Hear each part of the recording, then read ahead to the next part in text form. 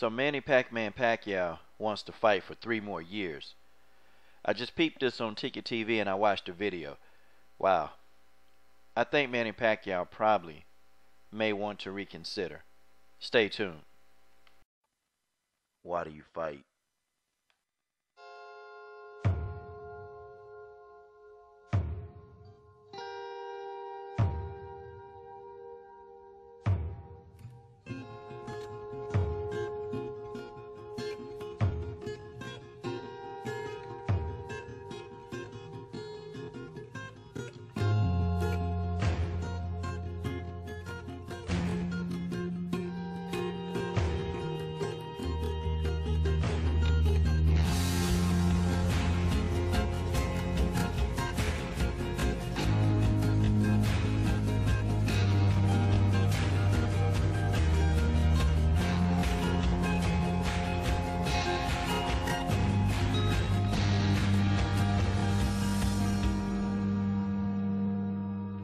Congressman Manny Pacquiao only fight the fights that matter.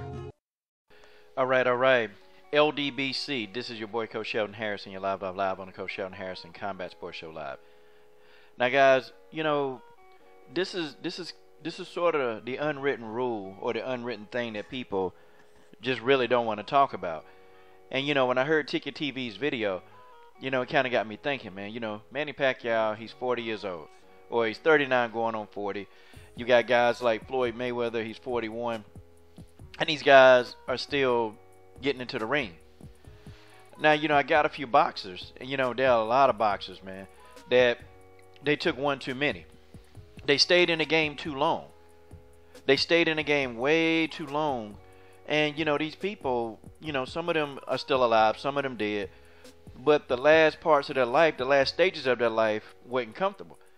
And, I always listen. I used to always, really, I wasn't a huge Floyd Mayweather fan, but I always used to take heed to what he would say about, hey, it's not cool to take punishment. And we know why it's not cool. Back in the day, man, you got Sugar Ray Robinson up here. You got Muhammad Ali. You got Jerry Quarry. You got those guys, man, and even got the great Meldrick Taylor. Man, back then, I guarantee you that drug use and all that stuff was rampant, man. You didn't know who was jacked up on steroids, man. All you just knew is that you fought the guy who been knocking everybody out and you fight him. And, these guys, they took repeated blows to the head. Sugar Ray Robinson, man, the last stages of his life, man, he lived in complete misery, man. And all these guys, they had the slurred speech. It's crazy, man. You got certain fighters like Manny Pacquiao that they've just been blessed with good genetics where their brain can actually heal very quickly from damage. So you got to understand how the brain works. Every day your brain is moving around in your head, it's jostled around. And even when you're not doing anything, or you move your head, or even when you exercise, you work out, your brain is moving around your head, and your brain does experience injuries. But the injuries are so like they're not severe where your brain can just repair. Like your brain is constantly repairing, and that's why your body uses cholesterol transport. Cholesterol goes to the brain and it repairs the areas of the brain. That's the nature of cholesterol. But if you're repeatedly receiving trauma, head trauma, okay, if you're constantly receiving head trauma, then your brain can't repair the damage as fast as you're receiving it. And sometimes it takes the brain a long time to repair. But you got extreme situations where you're in a contact sport or a combat sport and you're getting hit in the head often. You look at James Toney. You hit James Toney now, you can't even understand a word this guy's saying. But he's had repeated blows to the head over and over and over. And folks, it's not going to stop there, Even Tommy Hearns, you listen to him talk, man. He's a shell of him former self. Roy Jones Jr., in my opinion, he haven't had the slurred speech, and he hadn't had any of that stuff. You can still understand what he's saying. But, this man is still, trying to get into the ring. Like Roy Jones Jr., he don't know when to hang it up. And I'm actually afraid that Roy Jones Jr., this is going to get to a point, man, where this guy, the last stages of his life, he's not going to be living them in peace, man. This guy's going to have so much stuff going on. And me, Roy Jones is a person that he's taken one too many. He's been in the game too long. Roy don't know how to hang it up. And I don't know if it's financial. You know, I don't know if it's just his lust to just get into the ring and fight. And now you hear Roy Jones Jr. talking about, he finna fight a Michael B. Jordan. And I don't think Michael B. Jordan can beat Roy Jones Jr. even at this age. But, Michael B. Jordan, he's a younger guy, man. He's young. He's got his reflexes. And all it takes is one, man. Roy Jones don't get it, man. He at the last stages of his career, and he getting beat up and knocked out by people who couldn't touch him in his prime. But Roy just don't think, man. He just don't think that he can't do it anymore. And unfortunately for Roy Jones Jr., it's just going to get worse and worse. I think Muhammad Ali, I think he stayed in the game too long. I think he did. I think he stayed way too long. And Muhammad Ali took one too many. Jerry Quarry, he stayed in too long. These guys, they were taking shots and shots. And all of these guys, at the end of their lives, they had that slurred speech. And Muhammad Ali was to the point, he could barely even talk. James Toney, slurred speech. And then now, I put Margo Man. I put him in here. No, he wasn't boxing for years and years and years. But it's what happens, man, when sometimes your corner won't throw the towel in. It's what happens. You go into a camp and you hit and you go into the corner and, like your trainers, they talking to you. But a lot of times the trainers, man, they're not looking to see, like, are you really okay? Are you coherent? Are you listening? And sometimes trainers, they often ignore the doctors. And sometimes fighters, they ignore the doctors. And sometimes the doctors are kind of like, I don't know if you can do this. And the fighters are like, yeah, I can do it. I can go. I feel fine. But a lot of times they don't feel fine. You got Jermaine Taylor, who is out of his damn mind. I think Jermaine Taylor is suffering like, I would bet you, if you can see a scan of Jermaine's brain, I bet you that there are lesions and there's damage to his brain all over it. I guarantee you. I think they need to do a CT scan of Jermaine's brain. I guarantee you this man got brain damage, man. Matter of fact, he's showing all the signs, man, of having brain damage. And some people, it affects them differently. Some people, they have the slurred speech. Some people can't remember stuff. Some people, they just angry, man. But I'm telling y'all, man, it's something to do, man, with the repeated shots to the head. And then some of these guys, or most of these guys, they drinking alcohol. And I told you in my last video, when you put, alcohol and combat sports together, it's just never a good mix, man. Because something always brutal happens. Meldrick Taylor, I thought he stayed in too long, man. I just wish a lot of these guys just would have got out, man.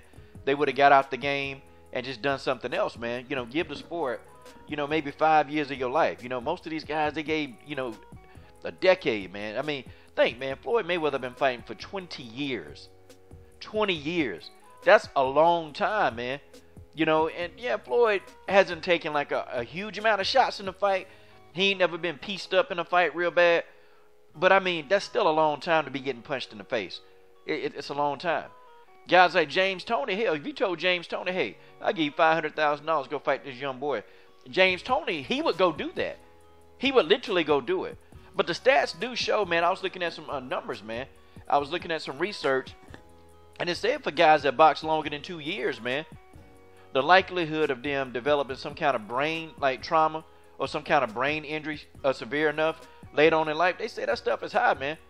It's like, what, if you fight, I was reading, if you fight more than, 2 or 3 years, you have an 82% chance, man, of actually developing some kind of brain injury. You got Freddie Roach, man. Freddie Roach Freddie Roach stayed in. Freddie had 53 professional fights, man. And his trainer, Eddie Fletch kept trying to tell him, look, man, you need to retire. But Freddie Roach was like, no.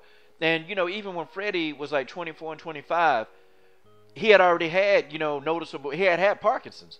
And, they just didn't know what it was. But, Eddie Fletch was like, you can't do this no more. And Freddie Roach didn't listen.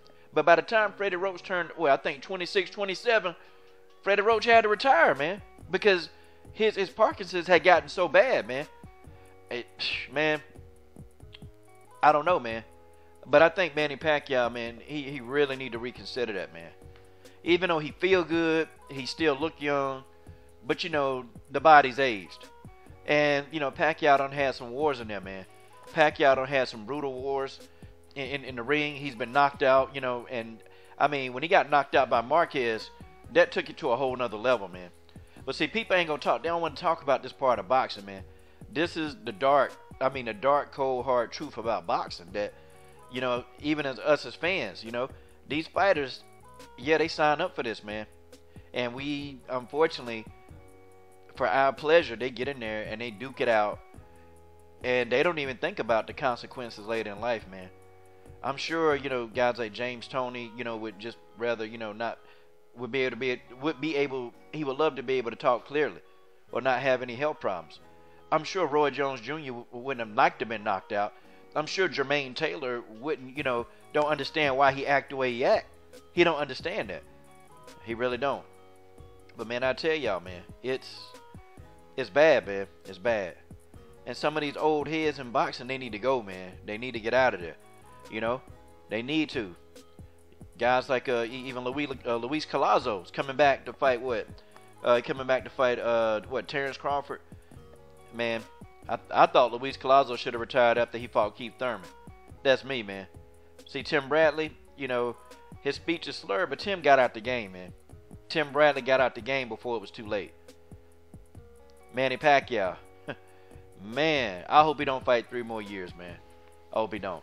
This is your boy, Coach Shelton Harrison. I'm done. What are you waiting on? Subscribe.